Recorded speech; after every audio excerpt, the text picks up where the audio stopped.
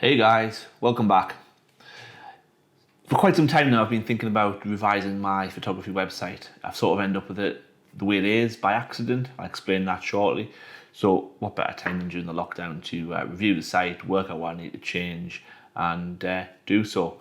Now I'm thinking I'll walk you through today what I think needs to be changed, and maybe you give me some feedback in the comment section of what you think should be changed or where you think I'm right, where you think I'm wrong, etc. So let's review the website.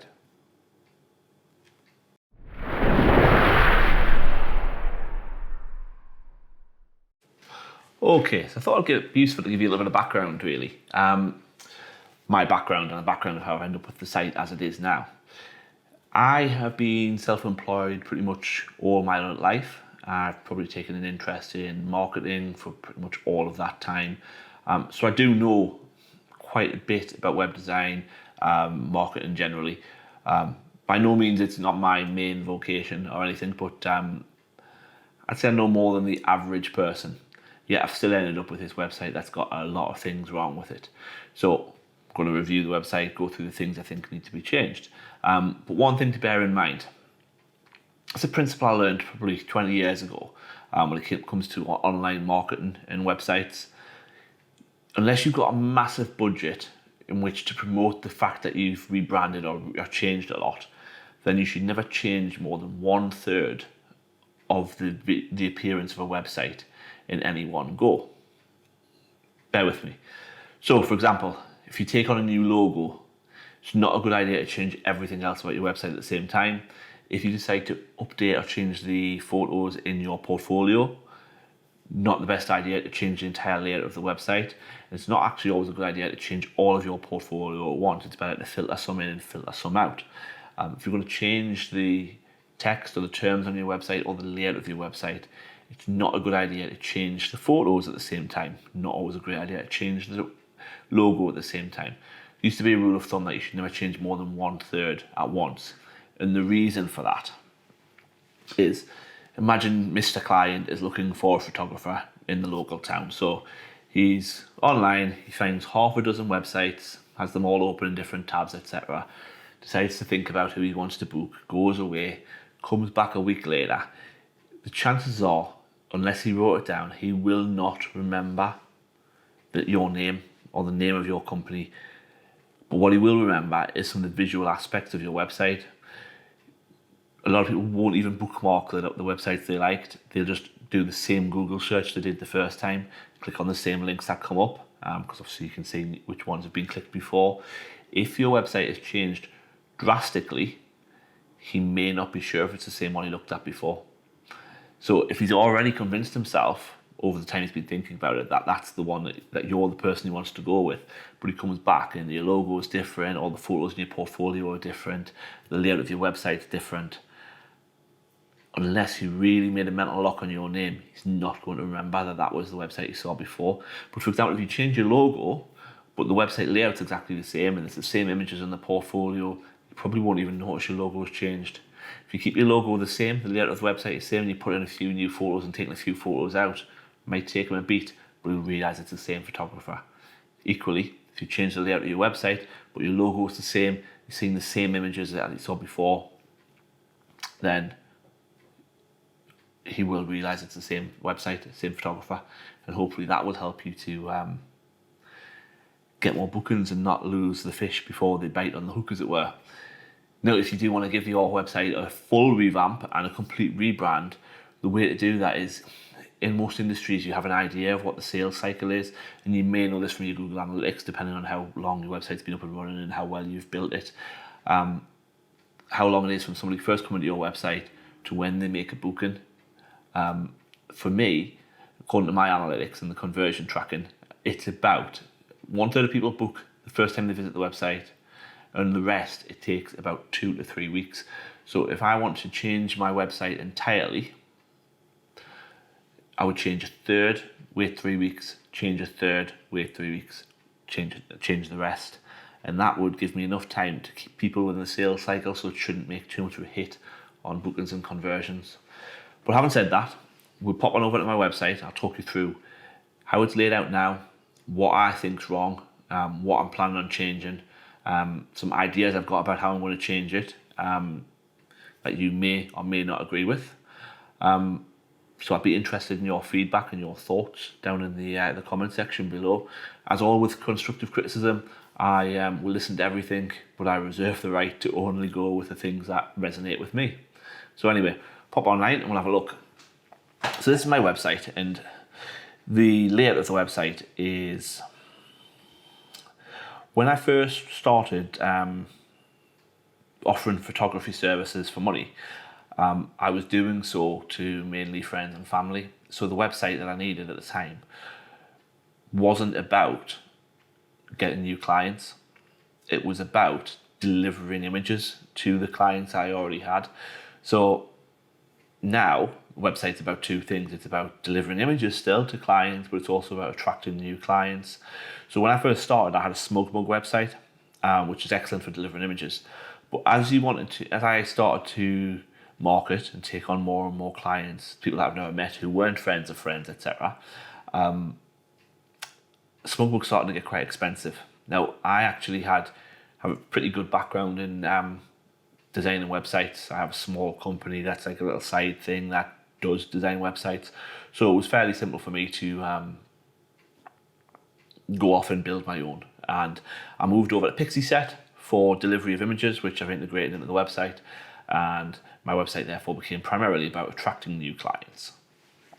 But anyway, the design that I've got now was part of that not changing too much at once philosophy. It was making it feel a lot like my Smug Mug site, and that was probably 2 years ago now. So it was about keeping the same feel, using a lot of the same images, etc. So we have on the landing page not exactly, but very close to what the Smug Mug site looked like. Very clean, simple, front page slideshow with some images that I happen to think are impactful. Feel free to disagree, but there's no plans on changing the images at this point, although there will be some additions and maybe the odd one dropping out. The layout of the website, the structure is what I'm looking at today. So just my logo stroke name across the top there, and the menu. The home page is this front page here. I've stuck with this front page, which I'm not really sure about, but I will be sticking with it moving forward, simply because I get such positive feedback from people who book me about how they had impact and it was simple and that it really felt clean and simple. I get that all the time, clean and simple. So yeah, I'll probably stick with that. So portfolio is not a well-clicked tab. Now, I'm not sure if there's a better word for portfolio. Any ideas? I don't really like examples as a word, but yeah, if there's a better word for portfolios, then let me know. So on the portfolio, it summarizes all the types of shoots that I offer through this website. So there's family shoots, headshots, portraits, which really is a spin-off of family shoots, but sometimes people want them individually, and school photo do-overs. School photo do-overs is a little thing that I do as a very cheap in order to just make contact with people for the first time and then hopefully become their long-term family photographer. But anyway, I'm thinking about dropping headshots from the website entirely. Headshots is something I've been moving into, having been a family photographer primarily for quite a long time. So headshots, now I've built up a little bit of a portfolio of headshots. I'm thinking about creating a separate site entirely that's just dedicated to headshots. Right, the next link is Your Galleries, which takes clients to the login page for Smug Mug, not Smug Mug, for Pixieset, which allows them to find their own galleries, etc. Now, I'm not sure if there's a better way of terming that than Your Galleries. Your Galleries is longer than I want it to be, but client login is just as long and sounds a little bit corporate. I don't want to have a corporate feel, so if you've got a better term for that, then that would be really useful. Packages and prices. This is the most visited section of my website by a long way. Now, I know there's a lot of debate out there about whether you should or shouldn't put your prices on your website. For me, I want to, because I do not want to be dealing with phone calls from people asking what my price is. My price is my price, and that's the end of it. I don't negotiate it down. Occasionally I'll have promotions, but I don't negotiate prices. So if the only thing somebody wants to ring me about or query with me is the price, then that's not what I'm here for. I don't want to spend time on that. So for that reason, I'm very upfront with my prices. You can log into an example Pixie Set gallery as well, so you can see the prices of prints as well, rather than just the session fees and the session charges. So on this page, the big problem, there's a few problems here. Packages and prices, there are no images. That's the number one problem. And also, I'm trying to cover quite a lot on here. I think I need to get rid of this page altogether, get rid of the headshots and portraits and couples and engagement shoots down the side, because the price is the same for them pretty much all anyway, apart from headshots, which is one of the reasons I think I want to move headshots off to another website entirely. This book now as well, this takes you straight into my booking system, so that you can book online, and 99.9% of clients do book online. So you literally just go on there, select the service you want, then you'll select the date you want, and move through the booking system, and it works as a pop-up. Very good system, works very well. Problem with that is it's green. Green was a colour I carried over into the CSS of the new website from the Smoke Mug website, because it was sort of along my colours, as it were. Problem with green is tests show it's one of the least clicked buttons. Orange is the most likely to get clicked from on a call to action button. Don't really like orange, but it's about effectiveness, isn't it? So maybe I need to change the colour of that to orange. And these here, the book now and the buy a gift voucher, take you to the same place. I don't want to make it difficult to find. So the book now and the buy a gift voucher are there. Again, those could be in colours. And the contact form is not a contact form, it's a subscription to a MailChimp mailing list. Went a bit brain dead there for a moment. So anyway, down this left hand side here we have the menu options. Now I'm thinking the family photo shoots one should be reworded, and that should replace the packages and prices page entirely. So we get rid of this left hand menu entirely. Now the problem with this page for me is there is too much white space, too much text at the top and not enough images. So I'm thinking of splitting the page 50-50 down the middle. Left hand side the text, right hand side the portfolio of images. So that as you scroll, the images load. That's what I'm thinking, to keep it nice and simple.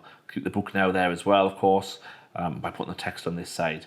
Now the problem with that is, as you know, on mobile is king these days, isn't it? If we look at the mobile view, something has to go at the top. So I'm likely to end up with images or text at the top. What do you think's best? Images or text? Or a bit of both?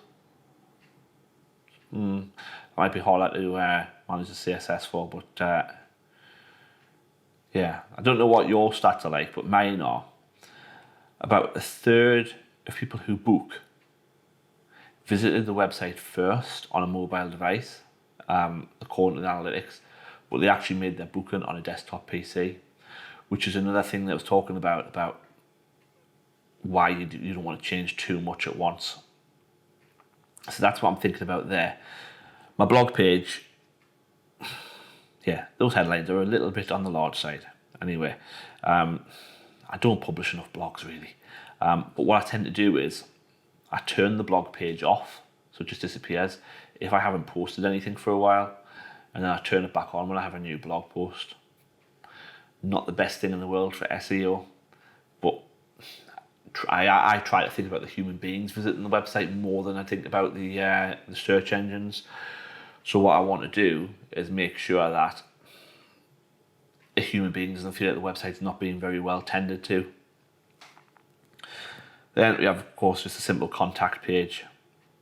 I say it's simple, but included, it says mobile, it should say, that should be a landline number. Anyway, contact details, contact form at the bottom. Again, always given the book now buy a gift option there. I've given some basic directions.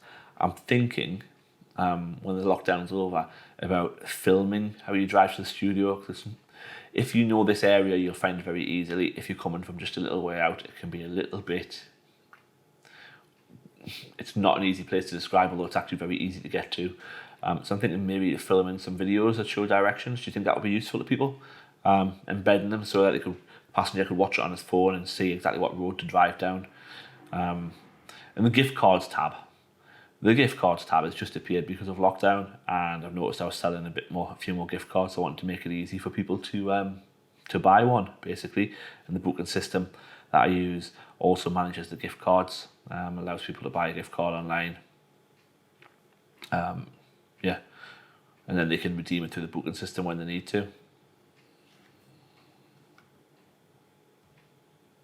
So yeah, so that's basically the main thing I'm thinking at the moment. I'm probably going to keep the front page as it is. Portfolio, I think I could do with renaming. And do I need it at all if I'm going to put it on the packages and prices page? Do people look for the word portfolio? What do you think? I'm not sure. Your galleries could do with being a shorter link. So if you can think of anything for that, I'd appreciate that. Packages and prices. Yeah, maybe that could be reworded as well. Don't like just putting pricing. Maybe you should just make a booking info. I don't know. Suggestions greatly approved. The blog, I'm in two minds whether just to kill the blog entirely, or just continue as I'm going. And gift cards, again, that's just a temporary thing. Needs moving along. Contact should be at the end. But anyway, that's what I'm thinking. That's where I'm at.